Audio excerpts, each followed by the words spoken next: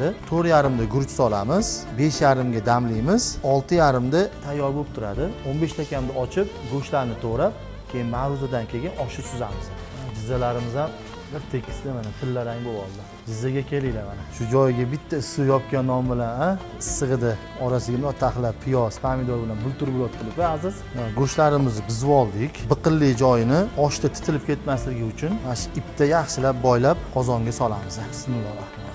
Oshlarni shirasi yuzimizga yorib. Allohu akbar. Bismillahirrohmanirrohim. Go'shtlarimiz ham zo'r joylashdi mana. Piyoz sebzoq. Bismillah.